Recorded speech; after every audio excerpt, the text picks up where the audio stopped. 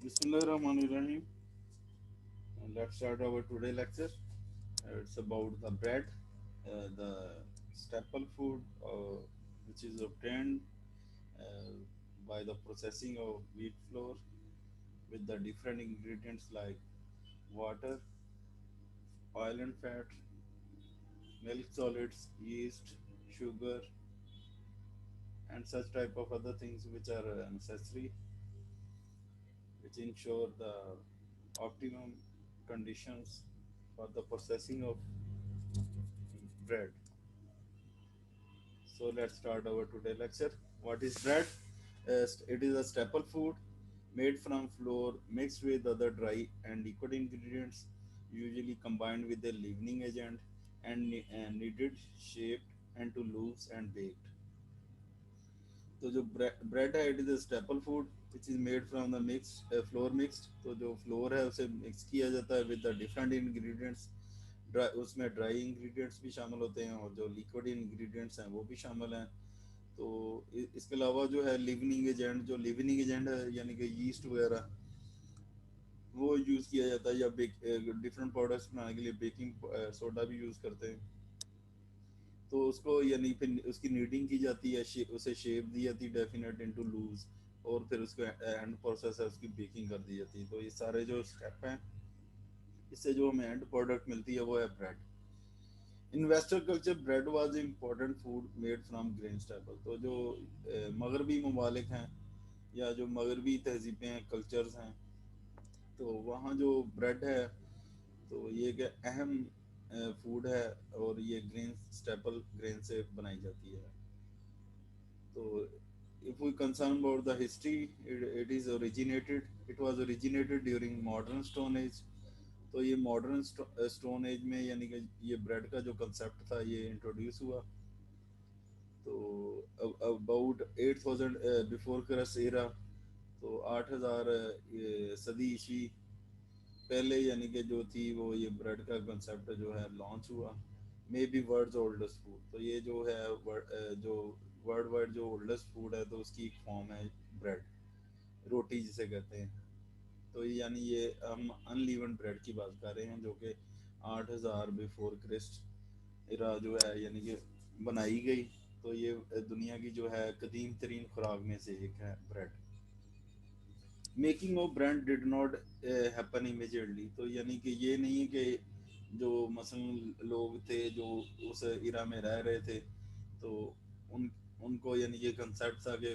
Bread कैसे बनानी है नीडिंग कैसे करनी है मिक्सिंग कैसे करनी है प्रूफिंग कैसे करनी है या जो भी डिफरेंट स्टेप्स हैं तो ये हिट एंड ट्रायल मेथड के थ्रू यानी कि वो तजर्बात के through with the passage of time तो वो फिर ये टेक्निक डेवलप होगी कि इस तरह ब्रेड बनानी है ऐसे ये क्रशिंग करनी है ये सीरियल्स की जो ग्रेन्स वगैरह होते हैं तो उनमें पानी डाल के फिर ये आटा गूंदना है निटिंग करनी है तो ये सारे स्टेप्स जो फिर वो with the passage of time यानी कि वो एक्सपेरिमेंट्स के थ्रू पता लगे whole grain was eaten hard raw softened and later cracked form तो जो होल ग्रेन्स हैं वो हार्ड फॉर्म में भी खाई जाती हैं रॉ फॉर्म में भी खाई यूज़ की जाती कंज्यूम की जाती हैं सॉफ्टन फॉर्म में भी यूज़ की जाती हैं या लेटर जो है क्रैक्ड फॉर्म में भी यूज़ की जाती हैं तो ये दो प्रोडक्ट्स हैं जो कि वीट से बनाई जाती हैं एक बल्गर है और ये मिडल ईस्ट में यानी कि काफ़ी ये फेमस है इसके अलावा जो ग्रॉट्स हैं ये यूरोप में काफ़ी यानी कि फेमस है तो origin of unleavened bread before 8000 before Christ era तो यानी कि अनलीवन ब्रेड जो थी वो 8000 कबल मसीह यानी कि जो इसका ओरिजिन हुआ unleavened bread consume for thousands of year before leavened bread was made तो यानी कि लीवन ब्रेड के बनाने से पहले यानी कि जो अनलीवन ब्रेड थी वो हजारों साल पहले यानी कि यूज कर रहे थे लोग Egyptian around 3000 BC believed to be the first to be baked leavened bread. तो जो मिस्री थे वो यानी कि उनके बारे में ख्याल किया जाता है कि इन्होंने 3000 साल जो बिफोर क्रिस उन्होंने ये बेक लीवन ब्रेड जो थी वो बना ली थी नेक्स्ट है differ in size shape texture and taste all over the world तो जो ये व्हीट ग्रेन से या जो डिफरेंट अदर ग्रेन से जो प्रोडक्ट्स बनाई जाती हैं जो ब्रेड बनाई जाती है तो वो साइज के लिहाज से शेप के लिहाज से टेक्सचर के लिहाज से टेस्ट के लिहाज से तो डिफरेंट जो कंट्रीज हैं हर लिहाज के जो यानी कि अपने ट्रेडिशन या जो पीपल प्रेफरेंस है उसके हिसाब से जो है वो प्रोडक्ट्स ये बनाई जाती हैं।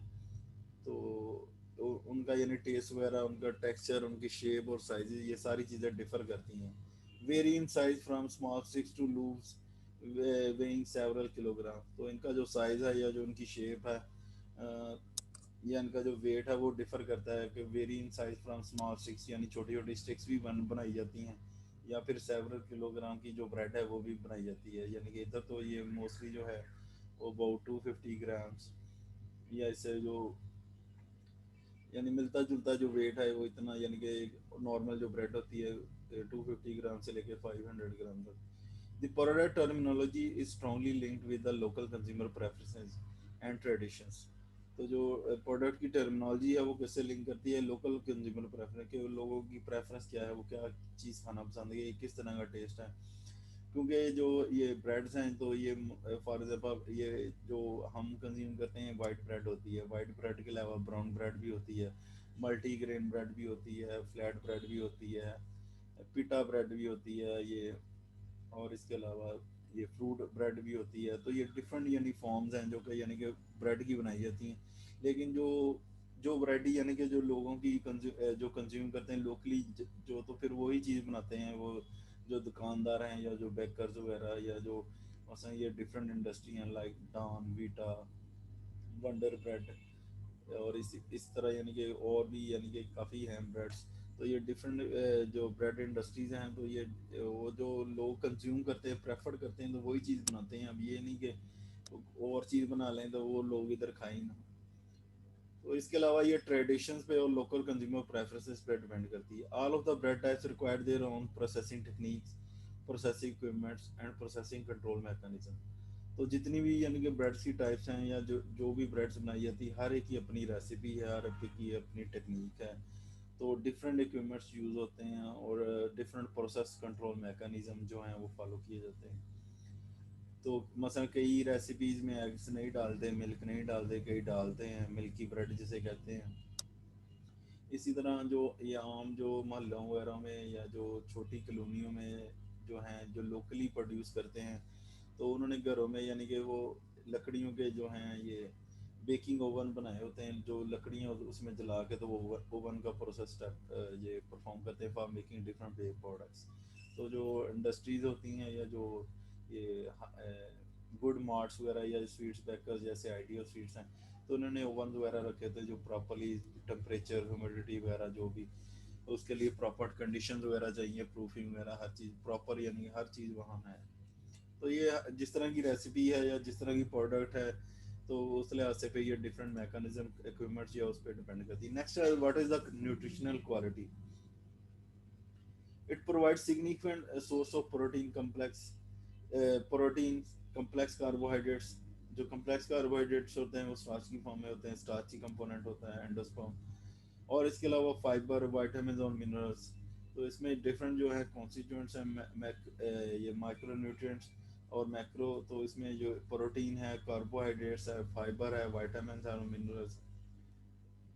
तो जब हम ब्रेड कंज्यूम करेंगे तो ये सारी चीज़ें तकरीबन, फॉर एग्जांपल जो ये डॉन की ब्रेड है तो उस पर वो काफ़ी कुछ लिखा होता है कि इसमें ये विटामिन ए भी है, पता नहीं विटामिन डी भी है और आयरन भी है इसमें।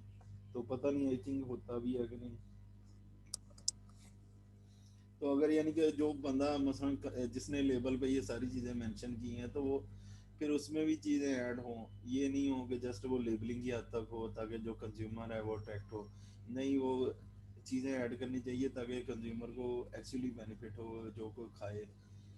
तो जैसे कि यानी फोर्टिफाइड आटा यानी कि जो जिसमें आयरन की फोर्टिफिकेशन की होती है, ये गवर्नमेंट ऑफ पंजाब का प्रोजेक्ट भी था। तो ये गवर्नमेंट ऑफ पंजाब जो थी वो फ्री ऑफ कॉस्ट जो ये डिफरेंट मिनरल्स हैं जो आयरन की फॉर्म होती है, डिफरेंट फॉर्म में आयरन अवेलेबल होता है। तो जो बायो अवेलेबिलिटी होती है वो हर जो जो सब्सटेंस है, यानी कि मसलन फेरस सल्फेट है, फेरक सल्फेट है, तो इस तरह यानी डिफरेंट फॉर्म्स में अवेलेबल है।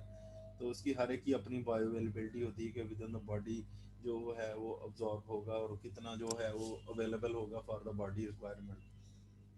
तो ये गवर्नमेंट ऑफ पंजाब का प्रोजेक्ट था। तो अब आई थिंक ये ख़त्म शायद हो गया है।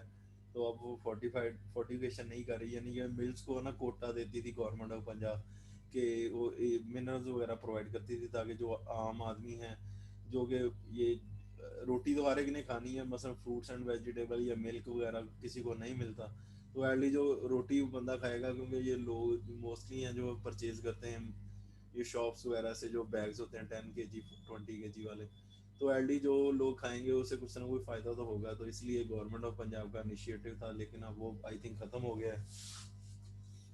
The nutritional contributes are the greatest in the whole wheat bread since they require conversion of 100% of the grain into flour. तो जो न्यूट्रिशनल कॉन्ट्रीब्यूट्स है होल व्हीट ब्रेड्स का, उसमें जो न्यूट्रिशनल कंटेंट है वो 100% है, क्योंकि जो उसमें यानी कि ग्रेन जो है सच ही होल होल फ्लोर में कन्वर्ट हो गई है उसमें, यानी कि हमने डिफरेंट प्रोपोर्शन में उसे सेपरेट और नहीं किया, लाइक ब्रेड जम पोर्शन जो है उससे अलग नहीं है, तो जो होल व्हीट ब्रेड है वो यानी कि ज़्यादा सुपीरियर क्वालिटी की हैं। रिमूवल ऑफ ब्रांड एंड जम components from the wheat grain changes the overall nutrition qualities of the resultant product. तो अगर ब्रांड और जम पोर्शन वगैरह हम जो व्हीट ग्रेन्स हैं उनसे की जो प्रोसेसिंग के बाद, यानी कि प्रोसेसिंग के दौरान जो उसे निकाल लेंगे वीट ब्रांड और जम पोर्शन, तो जो आटा होगा तो उस इन्फीरियर क्वालिटी का होगा, तो उससे ये होगा कि न्यूट्रिशन कंटेंट और डिफरेंट वे पर जो भी चीज़ें उनसे बनाई जाएंगी तो वो न्यूट्रिशनली डेफिशिएंट होगी, इतनी अच्छी क्वालिटी की नहीं होगी। नेक्स्ट है some from the formula is enrich with the additional nutrients.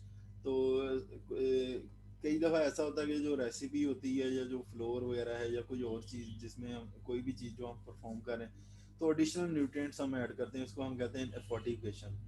तो अगर ऑलरेडी यानी कि एग्जिस्ट कर रहे हैं लेकिन उसकी क्वांटिटी कम है, तो फिर जो हम एडिशन करते हैं उसे हम कहते हैं enrichment.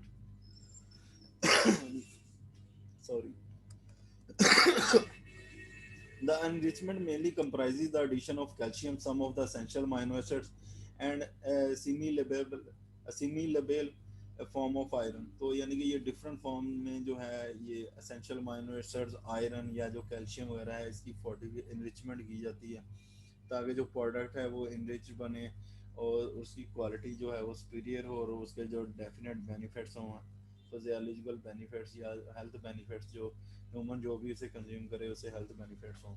Bread was selected as a mean of nutritional improvements for the Americans during late 1930s and early 1940। तो लेट 1930s और अर्ली 1940 में जो था वो ब्रेड को सिलेक्ट किया गया by means of their nutritional improvements थे कि कैसे इसकी जो न्यूट्रिशनल वैल्यू है वो उसको इंक्रीज किया जा सकता है, क्योंकि जो इधर तो यानी कि इतना ट्रेंड नहीं है कि ये ब्रेड मसलन कुछ लोग होंगे जो कि यानी डेली बेस पे या बच्चे मोस्टली जो हैं वो ब्रेड यूज़ करते हैं, तो मोस्टली जो है वो चपाती पसंद की जाती है या पराठा या कोई अदर फॉर्म, तो हलवा पूड़ी टाइप या भटूरास, तो इस तरह की यानी डिफरेंट चीज़ें हैं जो कि नाश्ते में यानी कि खाई जाती हैं। लेकिन ब्रेड जो है वो जो फॉरेन लोग हैं वो मोस्टली प्रेफर करते हैं कि जो ब्रेकफास्ट है वो ब्रेड से हो, वो ब्रेड के साथ मक्खन वगैरह या जैम या इस तरह की अदर चीज़ें या सैंडविचेज वगैरह बना के खाते हैं या हनी के साथ। So only in leaven bread B vitamin and iron are added to the bread. तो ये बी विटामिन आप लोग जानते हैं कि फैमिली है, इसमें डिफरेंट विटामिन हैं, B1 B2 B3 B5 B6 B9 B12, तो ये डिफरेंट विटामिन हैं जो कि प्रेजेंट होते हैं। इसके अलावा जो आयरन है, ये बी विटामिन और आयरन जो है वो ब्रेड के में उसकी जो फोर्टिफिकेशन या रिचमेंट के लिए यूज़ किया जाता है। The program eliminated beri beri and pellagra in the United State. तो ये जो अमेरिका में ये जो ब्रेड इम्प्रूवमेंट या न्यूट्रिशनल इम्प्रूवमेंट जो ब्रेड की शुरू हुई थी, उसका मेन पर्पज ये था कि ये दो डिजीज़ हैं, बेरी बेरी एंड प्लेग्रा, तो ये यूनाइटेड स्टेट से इसका ख़त्म किया जाए, एलिमिनेट किया जाए दिस डिजीज़ को। तो यानी प्लेग्रा जो है ये नायासिन की वजह से होती है और बेरी बेरी ये भी एक विटामिन बी की डेफिशिएंसी की वजह से होती है, B1 या B2 आई थिंक। तो ऑटोमेशन ऑफ ब्रेड मेकिंग, इसमें ये कि ब्रेड स्लाइसर इन्वेंटेड इन 1912। तो जो यानी कि इसमें ऑटोमेशन में यानी कि ब्रेड स्लाइसर जो इन्वेंट हुआ था वो 1912 में हुआ था। And Otto Frederick Rohwedder is the considered to be the father of slice bread. तो पहले यानी कि जो स्लाइसर वगैरह नहीं थे, तो जैसे मर्जी लोग काट कूट लेते थे, तो लेकिन जो प्रॉपर जो स्लाइसिंग यानी कि जो ब्रेड की थी वो फिर 1912 से स्टार्ट हुई, जब ये ब्रेड स्लाइसर इन्वेंट हुआ, तो उसमें फिर ये था कि स्लाइस ब्रेड का कंसेप्ट जो है वो लॉन्च हुआ 1912 में। नेक्स्ट है न्यूट्रिशनल कंपोजिशन ऑफ ब्रेड पर 100 ग्राम। तो ये there are three types of the bread mainly, white bread, brown bread and whole meal bread. तो इसमें जो डिफरेंट कॉन्स्टिट्यूएंट्स हैं like carbohydrates, protein, dietary fibre and fat, तो उनका कंपैरिजन किया गया है। तो जो कार्बोहाइड्रेट पोर्शन है वो वाइट ब्रेड में इसलिए ज़्यादा होता है क्योंकि उसमें उसमें से ब्रैन और जम पोर्शन जो है हम निकाल लेते हैं, और स्टार्ची पोर्शन जो होता है उसमें ज़्यादा होता है, इसलिए 49.3 जो है कार्बोहाइड्रेट्स जो वाइट ब्रेड में ज़्यादा है। प्रोटीन कंटेंट जो है होल मील ब्रेड में ज़्यादा है। डाइटरी फाइबर 7.9 7.1 जो है ये भी होल मील ब्रेड में ज़्यादा है। तो फैट जो कंटेंट है वो भी 2.5 है। तो जो मोस्ट अगर क्वालिटी के लिहाज से देखा जाए तो सुपीरियर जो होगी वो होल मील ब्रेड होगा। नेक्स्ट है types of bread. There are three main kind of breads in the world. तो यानी कि अगर जो उसका वॉल्यूम है उसके लिहाज से बात की जाए तो वॉल्यूम के लिहाज से वैसे तो यानी कि ब्रेड्स की काफ़ी फॉर्म्स हैं, यानी कि सैकड़ों में होंगी। तो जो मेन थ्री फॉर्म्स हैं जो कि यानी कि उनकी विड्थ के लिहाज से हैं या जो वॉल्यूम के लिहाज से हैं, those that rise highest and so have to be baked in the pans. तो नंबर वन जो हैं उसमें ऐसी हैं कि जो यानी कि जिनका लूप वॉल्यूम बहुत ज़्यादा बढ़ जाता है, मसलन डबल ट्रिपल हो जाता है, तो उसे पैन्स में बेक किया जाता है ताकि वो ऊपर को भी उठें तो उनके टेक्सचर में कोई प्रॉब्लम ना क्रिएट हो। नेक्स्ट है those with the medium volume like rye and French beats, French breads. तो जिसमें यानी कि वॉल्यूम जो है वो मीडियमली राइज अप होता है, यानी इतना ज़्यादा राइज नहीं होता, वो राई ब्रेड भी है, फ्रेंच ब्रेड जिसकी एग्जांपल्स हैं। And those that had hardly rise at all and consequently are called flat breads। तो जिसमें यानी कि प्रॉपरली कुछ भी नहीं, यानी कि थोड़ा बहुत कोई मिनूट सा जो हार्डली राइज जो है वो उसका वॉल्यूम होता है, तो उसे हम फ्लैट ब्रेड्स कहते हैं। तो ये डिफरेंट काइंड्स ऑफ ब्रेड्स हैं जिसमें यानी कि वाइट ब्रेड है, व्हीट ब्रेड है, ये ग्रेन ब्रेड है, यानी मल्टी ग्रेन ब्रेड, राई ब्रेड है, बैगल है, ये ग्रोसिएट है, पीटा ब्रेड है, हॉट डॉग बन है, स्विस रोल है, ब्रेड स्टिक है, डोनट है, बर्गर बम है। यानी ये डिफरेंट काइंड्स की ब्रेड्स हैं जो कि यानी कि सीरियल ग्रेन से बनाई जाती है, स्पेशली द व्हीट। इसके अलावा भी यानी डिफरेंट जो मल्टी ग्रेन्स यानी कि चिक पी वगैरह या जो राई वगैरह इस तरह के अदर जो इंग्रेडिएंट्स हैं वो भी ऐड किए जा सकते हैं, मल्टी ग्रेन ब्रेड भी बनाई जा सकती है। लेकिन वो जो लोगों की प्रेफरेंस पर डिपेंड करती है कि लोग उस एरिया के किस तरह के हैं और कैसा उधर कल्चर है और कैसी उनकी प्रेफरेंस है। नेक्स्ट है what is the bread formula. तो ये डिफरेंट जो बेसिक इंग्रेडिएंट्स हैं जो कि ब्रेड की फार्मूलेशन में यूज होते हैं। Minimum formula for bread is floor, yeast, salt and water. तो ये जो मिनिमम फार्मूला है वो ब्रेड के लिए फ्लोर, उसमें यूज होता है यीस्ट, साल्ट और वाटर। तो ये मिनिमम फार्मूला है जो कि यानी कि लाजमी चाहिए होता है for the making of bread. Other ingredient often use in the formula are fat, sugar, milk और milk solid, oxidants, enzymes, surfactants and additives to protect against molds. तो इसके अलावा यानी कि कुछ यानी कि ये रेसिपी पे डिपेंड करता है कि किस तरह की प्रोडक्ट बना रहे हैं और कैसी वो जो कंज्यूमर है वो पे कर रहे हैं, किस तरह की यानी कि डिमांड है प्रोडक्ट की। तो हर एक जो जो भी इंडस्ट्री है या जो लोकल लोग जो जिन्होंने घरों में बेकरीज वगैरह बनाई होती हैं, यानी जो गांव मोहल्लों में, तो हर एक का अपना अपना रेसिपी होता है, अपना बेकिंग स्टाइल होता है, अपना मैकेनिज्म कंट्रोल। तो प्रॉपर वे यानी कि डिफरेंट इंग्रेडिएंट्स आपका यानी कि जो है वो बेनिफिट है, क्योंकि जो भी चीज़ इंग्रेडिएंट किसी भी रेसिपी में ऐड किया जाता है तो उसका स्पेसिफिक रोल होता है। तो बस में फ्लोर है, ये स्ट्रक्चर वगैरह बनाने के लिए जो डो का स्ट्रक्चर है वो फ्लोर से बनेगा, मेन इंग्रेडिएंट है मेजर। यीस्ट जो है ये जो डिफरेंट शुगर की फॉर्म है, मसलन जो स्टार्च है उसकी डिग्रेडेशन से भी जो शुगर मिलेगी। इसके अलावा जो शुगर हम ऐड करेंगे तो यीस्ट की जो खराब होती है वो शुगर होती है, तो उसकी मदद से इसकी जो ऑप्टिमम एक्टिविटी होती है तो उसके नतीजे में जो है अल्कोहलिक फर्मेंटेशन होती है। फर्मेंटेशन बेसिकली थ्री स्टेप जो फर्मेंटेशन होती है, it is a partially break down or the partially anaerobic or anaerobic breakdown of the carbohydrates into the simpler ones। तो इस ये बेसिकली थ्री टाइप्स की होती है। Number one alcoholic fermentation, number two asterisk fermentation, number three lactic acid fermentation. तो जो ये है फर्मेंटेड प्रोडक्ट्स, तो ये फॉर एग्जांपल जो एडवांस टेक्निकल कंट्रीज होती हैं उसमें जो फर्मेंटेशन का प्रोसेस होता है वो just to add the flavour और to change the variety, change the ये taste of the different diets are the products. तो जो है लोअर यानी कि एरिया जो यानी कि इतने एडवांस नहीं है, तो मसलन अफ्रीका या एशिया की डिफरेंट कंट्रीज वगैरह, तो वहाँ ये still it is use for the preserving different food product food commodities other increase their shelf life. There are more than 3500 products which are available, fermented products available worldwide. Uh, तो इनमें से जो चंद जो हैं वो पाकिस्तान में भी हैं, मसलन योगर्ट है, चीज़ है, पिकल्स हैं, इसके अलावा और भी डिफरेंट प्रोडक्ट्स हैं जो कि यानी फर्मेंटेड हैं।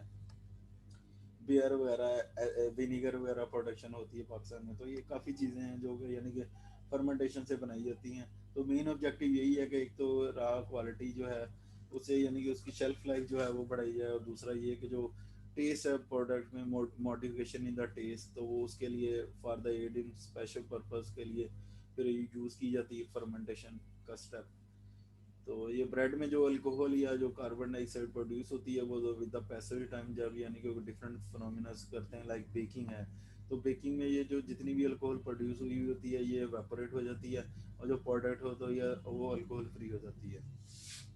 So don't worry about the alcoholic fermentation. तो इसके अलावा और भी डिफरेंट इंग्रेडिएंट्स हैं, लाइक ये साल्ट है, तो साल्ट जो है एक तो ये मतलब इसका यूनिक टेस्ट होता है, इसके अलावा ये जो डिफरेंट इंग्रेडिएंट्स हैं उसको टेस्ट को भी उभारता है coming out.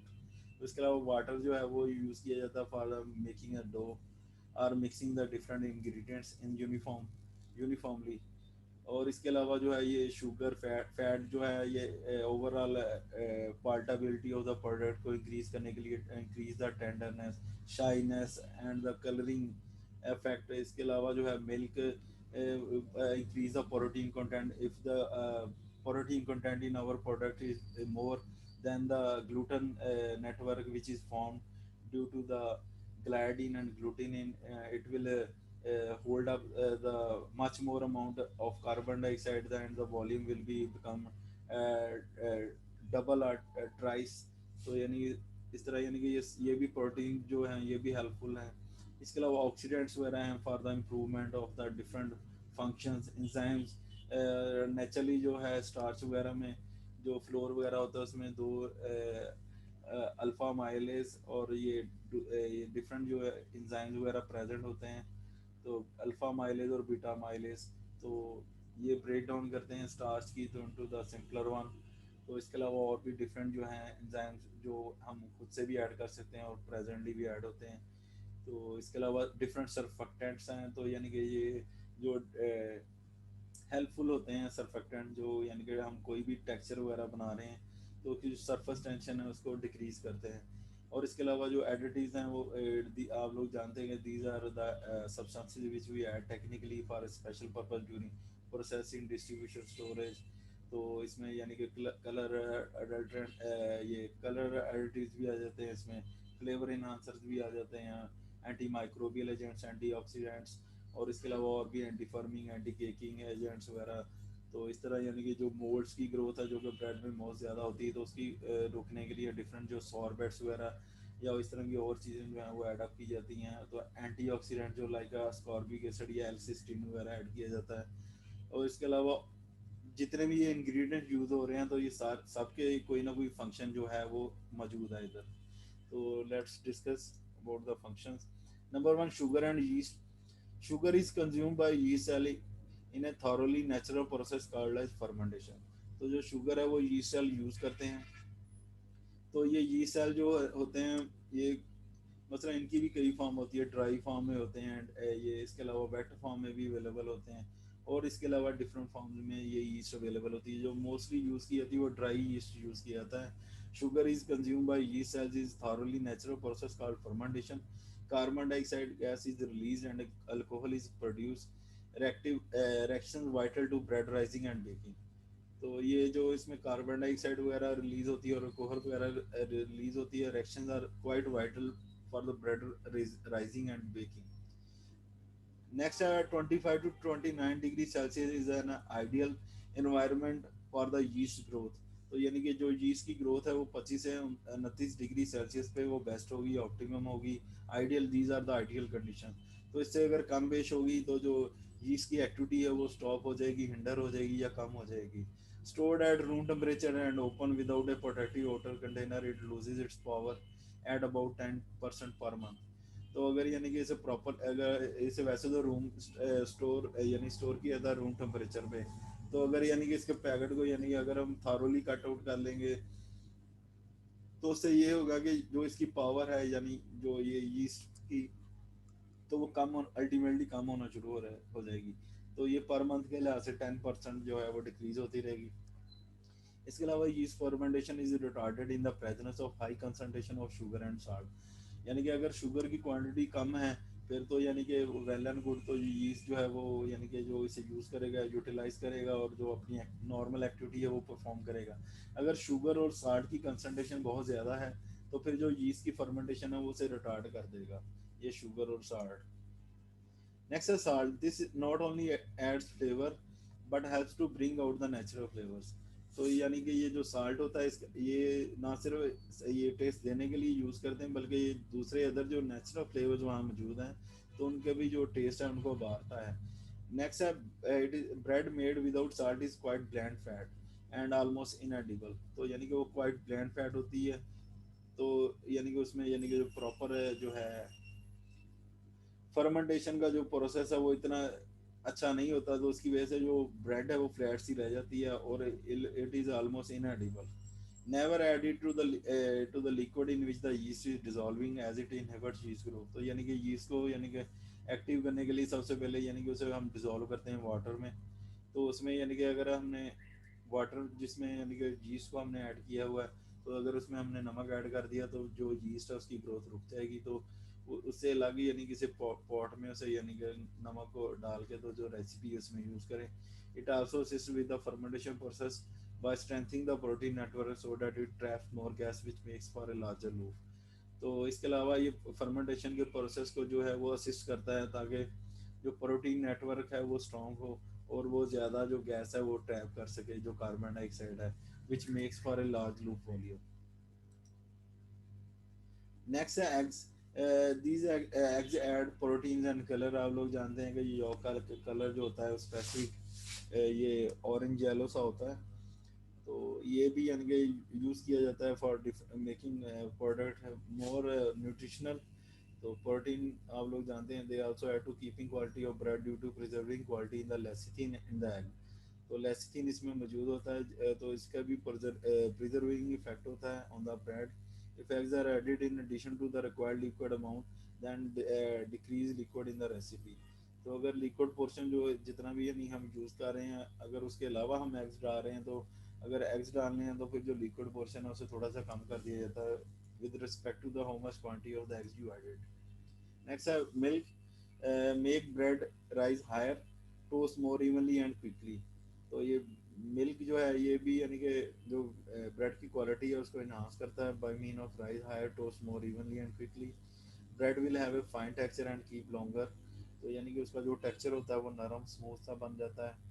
All milk type should be scalded heat to just below boiling except canned to milk to kill enzyme that interferes with the activity of the yeast। तो यानी कि जो भी मिल्क आपने डालना है कैंड मिल्क के अलावा, तो उसको यानी कि heat to just below boiling. तो उसे बॉइलिंग से पहले यानी कि डिफरेंट जो ट्रीटमेंट्स होती हैं आप लोग जानते हैं, पास्चराइजेशन, स्टेरिलाइजेशन, यूएचटी। तो इसमें यानी कि जो है पास्चराइजेशन में वेजिटेटिव फार्म को किल करते हैं, स्टेरिलाइजेशन में जो है दोनों को, वेजिटेटिव प्लस स्पोर फार्मिंग को। और जो है ये अल्ट्रा हीट ट्रीटमेंट, इसमें 130 से 140 डिग्री सेल्सियस टेम्परेचर दिया था for few second to kill all type of the microbes present। तो इसमें यानी कि ये है कि जो कैंड मिल्क है उसे ऐसा जी यानी कि कैंड मिल्क के अलावा जितना भी यानी कि जो मिल्क की टाइप है उसे एक दफ़ा बॉयल ज़रूर करें, ताकि जो एक्टिविटी ऑफ द एंजाइम है उसके साथ इंटरफेयर ना करे यीस्ट के साथ। Milk protein also complaint to protein in wheat for added nutrition value. तो ये मिल्क प्रोटीन हैं ये भी यानी कि प्रोटीन वीट में न्यूट्रिशन वैल्यू ऐड करती हैं। Next are enzyme. These are used to speed up the breakdown of the starch into sugars that the yeast can use। तो ये जो डिफरेंट जो एंजाइम यूज़ किए जाते हैं ये स्टार्च को ब्रेक डाउन करने के लिए, जो है इनके जो ये कम्प्लेक्स स्ट्रक्चर होती है उनको सिंपलर वन में कन्वर्ट करने के लिए जो है एंजाइम यूज़ किए जाते हैं which will help the dough to rise quicker. तो यानी उसकी वजह से ये होता है कि जो डो होती है वो क्विकल, जो साइज उसका वो क्विकली बढ़ता है। They will also improve the volume and crumb softness. तो जो वॉल्यूम है एक तो वो इम्प्रूव होता है और दूसरा जो सॉफ्टनेस क्रम की है वो बढ़ती है। The enzyme use include a mileage, both alpha mileage and beta mileage, the two naturally occurring enzyme in the floor, xylanase and proteinase cellulosis। तो ये डिफरेंट टाइप के एंजाइम्स जो हैं वो डिफरेंट ये फ्लोर वगैरह में मौजूद होते हैं। इसके अलावा ये ऑयल एंड फैट हैं। तो ये भी पालाटेबिलिटी ऑफ द प्रोडक्ट और द कीपिंग शेल्फ क्वालिटी। बेटा जान हो जाए फिर ही पढ़ाते हैं।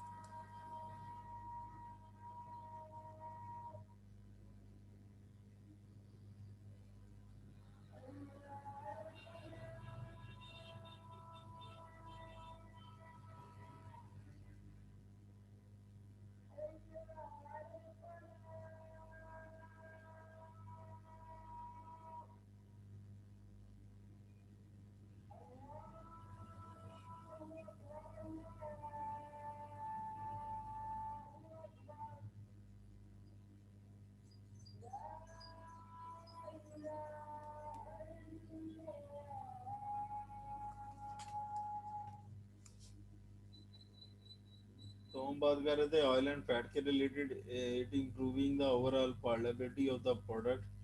तो ये जो सॉफ्टनेस वगैरह होती है जो उसे इंक्रीज करते हैं, एक्सटेंडिंग द कीपिंग क्वालिटी और shelf life of the finish product. तो जो क्वालिटी है प्रोडक्ट की उसको इंक्रीज करते हैं, और shelf life of the finish product, improve the flavour and colour of the product, improve the volume of the final product, increase the calorific value, यानी कि जो न्यूट्रिशनल कंटेंट है तो ये पर किलो कैलोरी जो एनर्जी प्रोड्यूस करते हैं। There are several additives which are used. These first three are the oxidants, जो कि यानी कि different function as antioxidant perform करते हैं। एजोडी कार्बन अमाइड एडीए, तो ये इनका स्पेसिफिक ई नंबर होता है जो कि यानी कि डिफरेंट प्रोडक्ट्स पे यानी कि मेंशन होता है कॉर्डिक्स एलिमेंटेरियस मिशन का। ये उन्होंने टैग किया होता है ये number. Ascorbic acid E300 and L16 E920। तो here are the जो नीचे तीन हैं तो ये प्रोपानाइट्स, सॉर्बेट्स और एसिडेट्स। ये जो हैं ये मोल्ड की ग्रोथ या जो डिफरेंट माइक्रोब्स हैं उनकी ग्रोथ को रोकने के लिए ये जो है एडिटिव्स ऐड किए जाते हैं। तो ये इनको हम प्रिजर्वेटिव्स कहते हैं। The propionates, sorbates, and acetates. These are the additives which are used to hinder the activities of the mold as well as different form of the bacteria, microorganism। तो ये था आज का हमारा टॉपिक। किसी बच्चे का कोई क्वेश्चन है तो वो पूछ सकता है।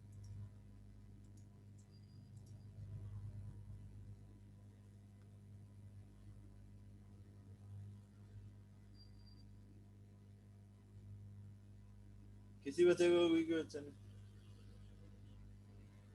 टेंडस सर हो गई। ठीक है, आप लोगों को साइमन इंशाल्लाह कल मिल जाए।